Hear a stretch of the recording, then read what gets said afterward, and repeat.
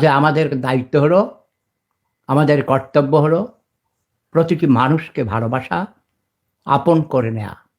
কোন ধর্মের, কোন জাতের, কোন বর্ণের কোনো প্রয়োজন নেই। প্রমাণ করারও দরকার নেই কে কোন ধর্মের। সারা পৃথিবীর প্রায় ৪ ভাগের ১ ভাগ মানুষ মুসলমান। বলেন আলহামদুলিল্লাহ।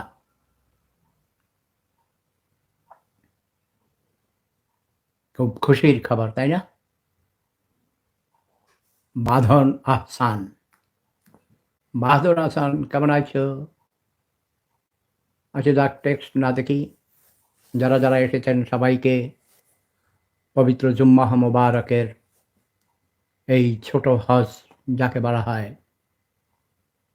পৃথিবীর কোটি কোটি মানুষ আজ জুম্মার নামাজ পড়ার জন্যে মসজিদে গিয়ে মোলাকাত করেন। শুধু নামাজ পড়েই চলে আসেন না, কোলাকুলি করেন, ভাব প্রকাশ করেন। অনেক দিন পর পর দেখা হয় অনেকের। তাই ঈদের আনন্দের মতো উপভোগ করেন। মন খুশি হয়ে যায়, ঠিক কি না? তো সবাইকে শুকর করতে হবে, সবর করতে হবে। সবরে মেওয়া ফলে। যাদের সবর করার শক্তি নেই, ধৈর্য নেই, নিজেরা উৎপাদন না করে নিজেরা অন্যের উপর নির্ভরশীল হয়, পরনিন্দা পরচর্চা করে, নিজে স্বনির্ভর হয় না, যত দোষ সব নন্দ ঘোষ। ঠিক আছে না? ইসলাম শান্তির ধর্ম।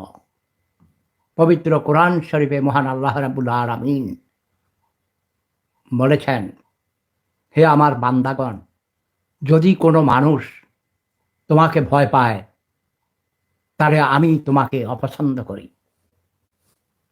তুমি কোনো মানুষের ভয়ের কারণ হবে না। যদি তোমাকে মানুষ ভালোবাসে তাহলে আমি মহান আল্লাহ রাব্বুল আলামিন, আমি তোমাদের প্রভু, তোমাদের স্রষ্টা, সরি, আমিও তোমাদেরকে ভালোবাসবো। কাজে আমাদের দায়িত্ব হলো, আমাদের কর্তব্য হলো প্রতিটি মানুষকে ভালোবাসা, আপন করে নেয়া। কোন ধর্মের, কোন জাতের, কোন বর্ণের কোনো প্রয়োজন নেই। প্রমাণ করারও দরকার নেই কে কোন ধর্মের। প্রতিটি মানুষ শুধু মানুষ নয়, স্রষ্টার সকল সৃষ্টিকে, প্রতিটি প্রাণীকে, উদ্ভিদকে, কীটপতঙ্গকে ভালোবাসতে হবে। তাদেরও জীবন আছে, তাদেরও প্রাণ আছে,